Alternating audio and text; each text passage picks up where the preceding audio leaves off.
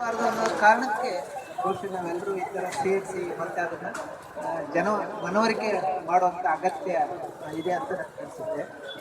ವೈಯಕ್ತಿಕವಾಗಿ ಯಾರ್ಯಾರೋ ಕೆಲವು ರಾಜಕಾರಣಿಗಳಿಗೆ ದೊಡ್ಡ ಮಟ್ಟದಲ್ಲಿ ಪೊಲೀಸ್ ಪ್ರೊಟೆಕ್ಷನ್ ಕೊಡ್ತಾರೆ. ನನಗೆ ಈ ಮರ್ಯಾದೆ ಹತ್ಯೆಗಳು ಈ ಸರಣಿಗಳನ್ನು ನೋಡ್ತಿದ್ರೆ ಅಂತರ್ಜಾತಿ ವಿವಾಹ ಆಗಿರೋ ದಂಪತಿಗಳಿಗೆ ಇವತ್ತು ಪೊಲೀಸ್ ಪ್ರೊಟೆಕ್ಷನ್ ಕೊಡುವಂಥ ಸ್ಥಿತಿ ಬಂದಿದೆ. ಇದು ಆ್ಯಕ್ಚುಲಿ ಇದೊಂದು ದುರಂತದ ಸಂಗತಿ. ಸೊ ಇದನ್ನು ನಾವು ಮೇಲ್ನೋಟಕ್ಕೆ ನೋಡಿದ್ರೆ ಅದೇನೋ ಒಂದು ಜಾತಿ ಕಾರಣ ಅಥವಾ ಒಂದು ಕೆಳಜಾತಿ ಮೇಲ್ಜಾತಿ ಅಥವಾ ದಲಿತರು ಅಂತ ಈ ಥರ ಅನಿಸುತ್ತೆ. ಆದರೆ ನಮಗೆ ಈ ಥರದ ಆಲೋಚನೆಗಳನ್ನು ನೆಲೆಗೊಳಿಸೋದಕ್ಕೆ ಕೆಲಸ ಮಾಡ್ತಿದೆಯಲ್ಲ, ಆ ಥರದ್ದು ಅಲ್ಲಿ ಬೇರುಗಳಿದೆ ಅಂತ ನನಗೆ ಅನಿಸುತ್ತೆ. ಯಾಕೆ ಅಂತಂದರೆ RSS ಥರದ ಸಂಘಟನೆಗಳು ಜಾತಿಯ ಒಂದು ಸಂಘಟನೆ, ಜಾತಿಯ ಒಂದು ಇದನ್ನು ಅದನ್ನ ಬೆಂಬಲಿಸ್ತಿದೆ. ಅಂದರೆ ಇದು ಸರಿ ಅನ್ನೋ ಅರ್ಥದಲ್ಲಿ ಅಥವಾ ಅದನ್ನು ವಿರೋಧಿಸದೆ ಆ ಜಾತಿಯ ಸನಾತನತೆಯನ್ನು ಮತ್ತಷ್ಟು ನೆಲೆಗೊಳಿಸ್ತಿದೆಯಲ್ಲ, ಇದು ಕೂಡ ಬಹುಶಃ ನನಗೆ ಈ ಮರ್ಯಾದೆ ಹತ್ಯೆಗಳಾಗೋದಕ್ಕೆ ಇದು ಪರೋಕ್ಷವಾಗಿ ಕಾರಣ ಆಗ್ತಿದೆ ಅನ್ನೋಂತ ಅನ್ಸುತ್ತೆ. ಯಾಕಂತಂದರೆ ಜಾತಿಗಳನ್ನು ಈ ಮೇಲ್ಜಾತಿಗಳನ್ನು ಒಂದು ಸಂಘಟನೆಗಳನ್ನ ಸೇರಿಸ್ಕೊಂಡು ಅವರೊಳಗೆ ಜಾತಿಯ ಜಾಗೃತಿಯನ್ನು ಜಾಸ್ತಿ ಮಾಡ್ದಂಗಲ್ಲ ಅವರ ಜಾತಿಯನ್ನು ಬಿಟ್ಟು ಮದುವೆ ಆದಾಗ ಆ ಜಾಗೃತಿ ಏನು ಮಾಡುತ್ತೆ, ಈ ಥರದ ಕೊಲೆಗಳನ್ನು ಪ್ರೇರೇಪಿಸುತ್ತೆ ಅಂತ ನನಗನ್ಸುತ್ತೆ.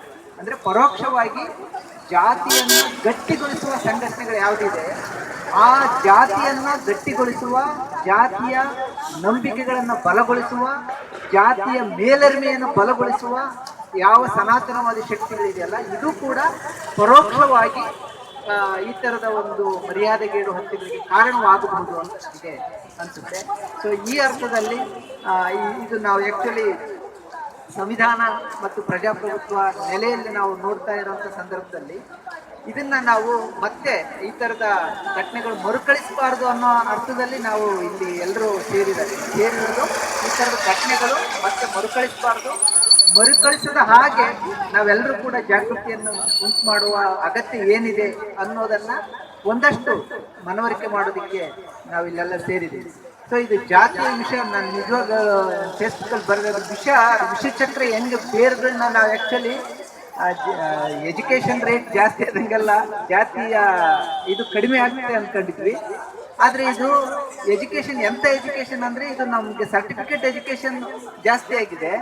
ಆದರೆ ಅರಿವು ಇದೆಯಲ್ಲ, ಅಂದರೆ ಜಾತಿ ಬಗ್ಗೆ, ಮನುಷ್ಯತ್ವದ ಬಗ್ಗೆ, ಮನುಷ್ಯರ ಘನತೆ ಬಗ್ಗೆ ಎಜುಕೇಷನ್ ಕಡಿಮೆ ಆಗ್ತಾ ಅದು ಕೂಡ ಒಂದು, ಅಂದರೆ ನಮ್ಮ ಇಡೀ ಒಟ್ಟು ಎಜುಕೇಷನನ್ನು ಕರಪ್ಟ್ ಮಾಡಿರೋದು ಕೂಡ ಇದರದ್ದು ಒಂದು ಅದರ ಪರಿಣಾಮ ಅಂತ ಅನಿಸುತ್ತೆ ನಮಗೆ. ಮೇಲ್ನೋಟಕ್ಕೆ ಕಾಣುವ ಕಾರಣಗಳು ಒಂದಾದರೆ ಅದರ ಆಳದಲ್ಲಿ ಈ ಥರದ ಆಲೋಚನೆಯನ್ನು ಬೆಂಬಲಿಸುವ, ಈ ಥರದ ಆಲೋಚನೆಗೆ ಅಂದರೆ ಜಾತಿವಾದವನ್ನು ಬಲಗೊಳಿಸುವ ಥರದ ಆಲೋಚನೆ ಯಾವ ಸಂಘಟನೆಗಳು ಮಾಡುತ್ತೆ, ಅವುಗಳೆಲ್ಲವೂ ಕೂಡ ಈ ಥರದ ಒಂದು ಮರ್ಯಾದೆಗೇಡು ಹತ್ಯೆಯ ಒಂದು ಇದನ್ನು ವಹಿಸ್ಕೋಬೇಕಾಗುತ್ತೆ. ಅದರದ್ದು ಜವಾಬ್ದಾರಿಯನ್ನು ತಗೋಬೇಕಾಗುತ್ತೆ ಮತ್ತು ಅದರ ಹೊಣೆಗಾರಿಕೆ ಅವುಗಳ ಮೇಲೆ ಹೊರಿಸ್ಬೇಕಾಗಿದೆ.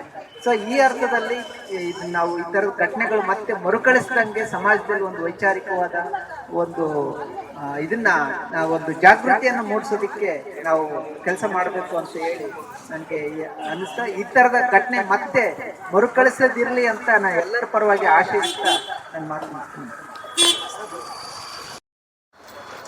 ಲಿಂಗಾಯತ ಧರ್ಮದಲ್ಲಿ ನಂಬಿಕೆ ಇರದೇ ಇರತಕ್ಕಂಥ, ಬಸವಾದಿ ಶರಣರ ತತ್ವದಲ್ಲಿ ಒಂದು ಚೂರು ನಂಬಿಕೆ ಇರದೇ ಇರತಕ್ಕಂಥ ಕೊಲೆಗಾರಕರು ಮಾನ್ಯಗಳನ್ನು ಕೊಲೆ ಮಾಡಿದ್ದಾರೆ. ಇದನ್ನು ಕರ್ನಾಟಕದ ಲಿಂಗಾಯತ ಧರ್ಮೀಯರೆಲ್ಲರೂ, ಬಸವಾದಿ ಶರಣರ ಅನುಯಾಯಿಗಳೆಲ್ಲರೂ ಧಿಕ್ಕರಿಸಬೇಕು, ಮಹತ್ತರವಾದಂಥ ಹೆಜ್ಜೆ ಇಡಬೇಕು. ಭಾಳ ದುರಂತದ ಸಂಖ್ಯೆ ಅಂತಂದರೆ ಮೊನ್ನೆ ಸುಪ್ರೀಂ ಕೋರ್ಟಿನ ಒಂದು ನಿರ್ಣಯ ಬಂದಿದೆ.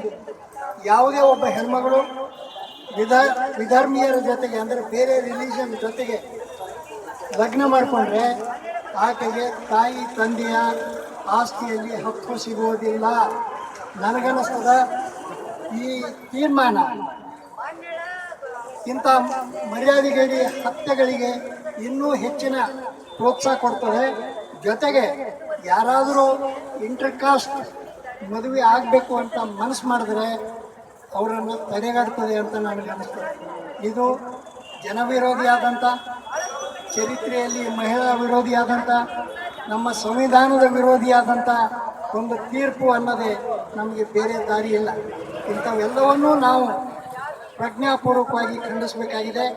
ಆ ಕಾರಣಕ್ಕೆ ನಾನು ಕರ್ನಾಟಕದ ಸಮಸ್ತ ಬಸವಾನುಯಾಯಿಗಳಲ್ಲಿ ವಿನಂತಿ ಮಾಡ್ತಾ ಇದ್ದೀನಿ, ಜಾತೀಯತೆಯನ್ನು ಧಿಕ್ಕರಿಸಿ ಒಂದು ಹೊಸ ವ್ಯವಸ್ಥೆಗೆ ನಾಂದಿ ಹಾಡಿರುವಂಥ ಬಸವಣ್ಣನ ಅನುಯಾಯಿಗಳೇ ಇಂಥ ಕೊಲೆಗಡಕತನದಲ್ಲಿ ಪಾರ್ಟಿಸಿಪೇಟ್ ಮಾಡ್ತಾ ಇದ್ದಾರೆ. ಆದ್ದರಿಂದ ನೀವೆಲ್ಲರೂ ಅದನ್ನು ಒಕ್ಕೊರಲಿನಿಂದ ಖಂಡಿಸಬೇಕಾಗಿದೆ. ನಾನು ಹೇಳ್ತೀನಿ, ಭಾಳ ಹಿಂದೆ ಈ ಫ್ರಾನ್ಸ್ ಕ್ರಾಂತಿಯ ಸಂದರ್ಭದಲ್ಲಿ ಒಬ್ಬ ವರ್ಡ್ಸ್ವರ್ತ್ ಅಂತ ಒಬ್ಬ ಕವಿ ಇದ್ದ. ಆತ ಮಿಲ್ಟನ್ ಬಗ್ಗೆ ಮಾತಾಡ್ತಾನೆ. ಮಿಲ್ಟನ್ ಒಬ್ಬ ಡೆಮೋಕ್ರಾಟ್. ಆ ಫ್ರಾನ್ಸ್ ಕ್ರಾಂತಿಯ ಸಂದರ್ಭದಲ್ಲಿ ಮಿಲ್ಟನ್ ಹೇಳ್ತಾನೆ, ವರ್ಡ್ಸ್ವರ್ತ್ ಹೇಳ್ತಾನೆ, Milton thou shouldst be living at this hour ಅಂತ.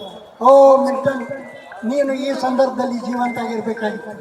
ಈಗ ನಾನಂತೀನಿ, Basava thou shouldst be living at this hour.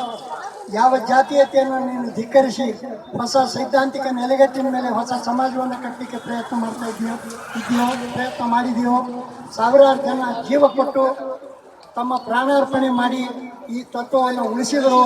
ಅದೇ ತತ್ವದ ಅನುಯಾಯಿಗಳಂತ ಹೇಳ್ಕೊಳ್ಳೋರು ಈಗ ಮತ್ತೆ ಜಾತೀಯತೆಯನ್ನು ಆಚರಣೆ ಮಾಡ್ತಾ ತಮ್ಮ ಮಕ್ಕಳನ್ನೇ ನಿರ್ದಯವಾಗಿ ಕೊಲೆ ಮಾಡ್ತಾ ಇದ್ದಾರೆ. ಇದನ್ನು ನಾವೆಲ್ಲರೂ ಒಕ್ಕೊರಲಿನಿಂದ ಧಿಕ್ಕರಿಸಬೇಕಾಗಿದೆ. I condemn it like anything. Thank you very much. ಸಮಾಜಕ್ಕೆ ಮನೆಗೆ ಕರೆದು ಅವಳ ತಂದೆ ಮತ್ತು ಅವಳ ಸಂಬಂಧಿಕರು ಗುರಿ ಕಳೆಯುವ ಹಾಗೆ ಅವಳ ಮೇಲೆ ಪೈಶಾಚಿಕವಾಗಿರ್ತಕ್ಕಂಥ ಕೃತ್ಯವನ್ನ ಮಾಡಿದ್ದಾರೆ. ಇದು ನಾವೆಲ್ಲರೂ ಕೂಡ ಇವತ್ತು ಸಾಹಿತಿಗಳು, ಚಿಂತಕರಾಗಿರ್ಬೋದು, ವಿದ್ವಾಂಸರಾಗಿರ್ಬೋದು ಮತ್ತು ಪ್ರಗತಿಪರರಾಗಿರ್ತಕ್ಕಂಥವರು ನಾವೆಲ್ಲರೂ ಕೂಡ ಇವತ್ತು